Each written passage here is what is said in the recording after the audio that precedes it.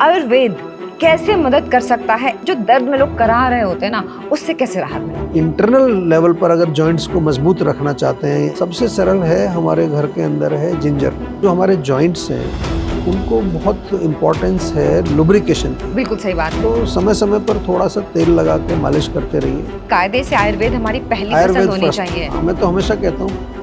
Hello hi नमस्कार, मेरा नाम है प्रिया और आपका बहुत बहुत स्वागत है वेलनेस अनलॉक के एक और रिफ्रेशिंग एपिसोड में। हमारे साथ हमारे खास मेहमान हैं आयुर्वेदाचार्य डॉक्टर प्रताप चौहान। सर बहुत बहुत धन्यवाद, आपने अपना कीमती वक्त हमें दिया। और आज एक और टॉपिक जो बढ़ती उम्र के साथ बहुत ज़्यादा इंटेंस हो जाता है, बहुत ज़्यादा सर्च किया जाता है।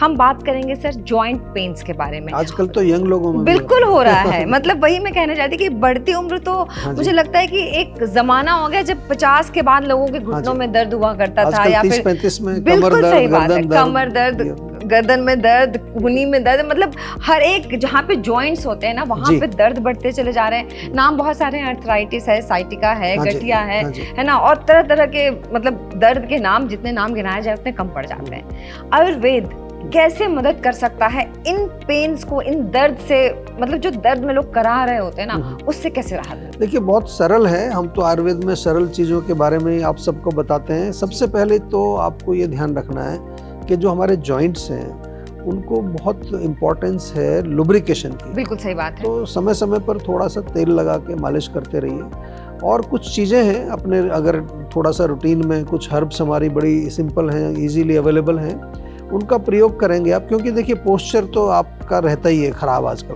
क्योंकि 8-10 घंटे लोग कंप्यूटर पर काम कर रहे हैं, मोबाइल चलाते रहते हैं बहुत सारा। तो वो तो उसके लिए बीच बीच में स्ट्रेचिंग करना ज़रूरी है जी। लेकिन जो आप इंटरनल लेवल पर अगर जॉइंट्स को मजबूत रखना चाहते हैं, अंदर इन्फ्लेमेशन ना हो, सबसे सरल है, हमारे घर के अंदर है जिंजर। हाँ। अदरक जिसको बोलते हैं, हमारे किचन में ही मिल जाएगा बहुत सारा। तो अदरक को किसी भी रूप में आप सेवन करिए, जिंजर टी बना के पी लीजिए। नहीं तो ड्राई जो जिंजर होता है, सौंठ जिसे कहते हैं, सौंठ का पाउडर जो है वो इजीली घर में होता ही है। 1 चम्मच आधा कप गर्म पानी में घोल के आप पी जाएं। दिन में 1 बार पी लें, 2 बार पी लें। तो जो सौंठ है, जिंजर, एंटी इन्फ्लेमेटरी भी है और पेन किलर का काम भी करती है। उसके अलावा हमारी किचन में जो हल्दी मौजूद है, हल्दी वाला दूध तो बहुत पॉपुलर है। जब भी चोट लग जाए, दर्द हो, तो रात को 1 कप दूध, उसमें हल्दी 1/4 चम्मच डालें। थोड़ी काली मिर्च जरूर डालना चाहिए उसमें। अच्छा। उससे क्या है कि हल्दी का जो एब्जॉर्प्शन, कुर्कुमिन जो होता है वो बढ़ जाता है, वो एब्जॉर्ब हो जाती है अच्छी तरह से। थोड़ा टेस्ट चाहिए तो थोड़ा सा इलायची पाउडर भी डाल दीजिए उसमें, तो टेस्टी भी तो बढ़िया हो जाएगा। ये दादी नानी के नुस्खे मुझे लगता है। साथ में थोड़ा गुड़ ले लीजिए, गुड़ के साथ खाइए उसको, बहुत अच्छा है, टेस्ट भी है, पौष्टिक भी है और आपके जोड़ों को मजबूत रखता है। इसके अलावा हम थोड़ा सा आयुर्वेदिक भाषा में अगर आए तो एक बड़ी अच्छी हमारी एक पॉपुलर हर्ब है, शल्लकी के नाम से मिलती है। आजकल बहुत ट्रेंडिंग है, शल्लकी मिल जाती है इजीली। हम भी लोग जीवा में शल्लकी टैबलेट बनाते हैं। शल्लकी जो है वो एंटी इन्फ्लेमेटरी भी है, जॉइंट को थोड़ा सा रिजुवनेट करती है, पेन को भी कम करती है, तो उसका प्रयोग कर सकते हैं। इसके अलावा अगर हम थोड़ा सा और टेक्निकल चीज़ों में जाएं तो गुग्गुल एक हमारे यहाँ बड़ी कॉमन होती है। गुग्गुल के बहुत सारे क्लासिकल फॉर्मुलेशंस बनते हैं। मुख्य रूप से गुग्गुल जो है, जो वात बढ़ जाती है हमारे जोड़ों के अंदर, जो सुखा देती है अंदर से, ड्राइनेस करती है, तो वात का शमन करती है, पेन को भी कम करती है, तो उसका प्रयोग कर सकते हैं। तो ये इस तरह की तमाम चीज़ें जो है हमारे पास उपलब्ध हैं। अश्वगंधा आजकल बहुत पॉपुलर है। अश्वगंधा तो मुझे लगता है कि लगभग बहुत सारी बीमारियों बहुत सारी बीमारी में, और अश्वगंधा का एक मेन रोल होता है कि जो कार्टिलेज वगैरह डैमेज होती है ना अंदर, उसको थोड़ा मरम्मत करता है वो। और हमने तो एक सुविधा के लिए लोगों को इतनी सारी चीजें नहीं चाहिए, एक पेन काम टैबलेट बना दिए, उसमें ये सब चीजें आपको मिल जाएंगी, तो वो आप यूज कर सकते हैं। तो करने के लिए बड़ा सरल है, मुश्किल काम नहीं है, लेकिन थोड़ा सा हमें आयुर्वेद से जुड़ने की जरूरत, बहुत ज्यादा जरूरत है।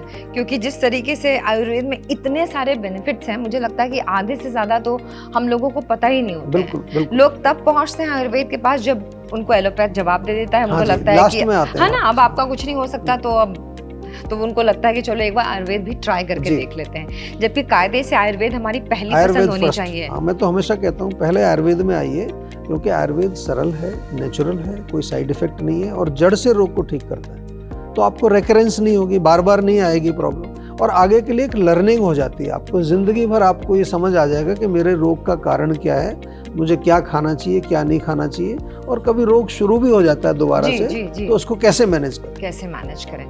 अच्छा सर, आपने ये बोला कि अब तो एज तो बाहर रह नहीं गया है कि 50 के बाद ही पेन स्टार्ट होगा, वो कभी भी शुरू हो जाता है। और आजकल वैसे भी जो जिम करने की प्रक्रिया है, मतलब बहुत सारे लोग कुछ बहुत इंटेंस जिम करना शुरू कर, ओवर एक्सरसाइज, मतलब इतने एक्साइटेड रहते हैं वो, या दौड़ लगा रहे हैं तो एक तो गलत तरीके से दौड़ लगा रहे हैं, है ना। हर चीज का एक तरीका होता है, लेकिन हम जल्दी रिजल्ट पाने के चक्कर में थोड़ा तेज ज्यादा हो जाते हैं। तो ऐसे में जो पेन शुरू होता है और जो बुढ़ापे में पेन होता है, उसमें कितना डिफरेंस होता है, और क्या दोनों के लिए आयुर्वेद में इसी तरीके की रेमेडी है? नहीं, देखिए रेसिपीज तो सभी तरह की जो है वो सब पर काम करती हैं, क्योंकि हम तो रूट की बात करते हैं। रूट है वात, हमारे यहाँ वात पित्त कफ जो 3 दोष होते हैं। तो जब हमारे जोड़ों में वात बढ़ता है, ओल्ड एज में नेचुरली बढ़ता है, जैसे यंग जो छोटे बच्चे होते हैं बचपन, उसमें कफ ज्यादा होता है, म्यूकस, बलगम, खांसी, जुकाम। जब हमारे यंग एज होती है, युवावस्था, उसमें पित्त की प्रधानता होती है। तो एक्ने, पिंपल्स, ये जो इस तरह के हेयर वगैरह की प्रॉब्लम, स्किन की प्रॉब्लम्स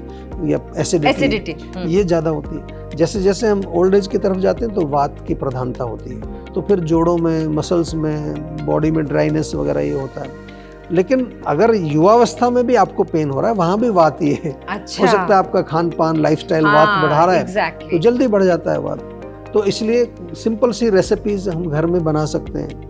काफ़ी सारी रेसिपीज़ का प्रयोग हम कर सकते हैं, जिनको हम कहें तो बड़ी सरल हैं बनानी। सबसे सिंपल है, आजकल तो कॉमन है, जैसे मैंने हल्दी वाला दूध बताया। हल्दी वाला दूध तो आप रोज़ पी सकते हैं, रात को पी सकते हैं। उसमें थोड़ा सा डेफिनेटली हल्दी के साथ साथ थोड़ी काली मिर्च और इलायची डाल के थोड़ा टेस्टी बनता है। लेकिन तिल और मेथी के लड्डू बना सकते हैं। क्या बात है, बहुत बढ़िया टेस्टी होते हैं। आप मेथी ले लीजिए 100 ग्राम तिल ले लीजिए, उसको थोड़ा रोस्ट करिए, उसका पाउडर बना लीजिए, उसमें डालिए 1 चम्मच सौंठ, जिंजर पाउडर, 1 चम्मच हल्दी, 1 चम्मच इलायची और थोड़ा सा दालचीनी उसमें डाल दीजिए। ये सब मिक्स हो गया, उसमें डाल दीजिए 100 ग्राम गुड़, तो वो थोड़ा अच्छा सा बन जाएगा। उसके लड्डू बनाइए, थोड़ा 20 ग्राम देसी घी भी डाल दें तो थोड़ा चिकना रहेगी। एक लड्डू रोज खाइए गर्म पानी से या दूध के साथ रात को। हमारे यहाँ पहले कॉमन खाते थे। हाँ, पहले तो सर्दियों में आमतौर पर हर घर में बनते थे, क्योंकि तिल तो बेसिकली सर्दियों का ही खाना माना जाता था। और कुछ नहीं तो जैसे हमने जिंजर की बात की है, आप मूंग दाल का सूप बनाइए, उसमें अदरक अच्छा डालिए, काफी अदरक डालिए, थोड़ा हींग डाल दीजिए। कई लोग लहसुन जो खाते हैं लहसुन डाल दीजिए, बहुत बढ़िया, वात के शमन के लिए बहुत अच्छा है। एक पुनर्नवा आती है, पुनर्नवा का साग आता है, बहुत अच्छी है। पुनर्नवा नाम ही है पुनर्नवा में, जो दोबारा से नया कर दे आप। अच्छा। या फिर मोरिंगा आपने सुना होगा। मोरिंगा भी बहुत ट्रेंड कर रहा है ना, स्किन से लेके तो फेस पैक बनाने से लेके नई चीज नहीं है। हमारे यहाँ पे जो सहजन की फली होती है, जिसको ड्रम स्टिक्स बोलते हैं, आप ड्रम स्टिक्स का सेवन करिए। मोरिंगे के पत्ते का साग बना के खा लीजिए, या मोरिंगे के पत्ते को आप आटे में गूंद लीजिए, जौ का आटा हो, और उसका आप रोटी बना लो। सिंपल है, कुछ करना नहीं है इसमें। तो ये छोटी छोटी सी चीज़ें यदि आप करें तो न केवल आपके जॉइंट जो हैं वो मजबूत रहेंगे, आपका ओवरऑल जो हेल्थ है वो भी अच्छी रहती है। Thank you sir, thank you so much, आपने इतनी इंपॉर्टेंट जानकारी हमें दी। तो आपको ये एपिसोड ज़रूर पसंद आया होगा, क्योंकि ये हर घर में होने वाला है या हो चुका है। तो अगर आपके घर में भी कोई जॉइंट पेन से परेशान है तो इन छोटी छोटी बातों का ध्यान आपको रखना है, आयुर्वेद से जुड़ना है। अगर हमारा शो पसंद आया है तो लाइक, शेयर, कॉमेंट ज़रूर करना है, और अगले वीडियो में फिर से मुलाकात होगी। तब तक के लिए अपना और अपनी सेहत का ख्याल रखिएगा। नमस्कार।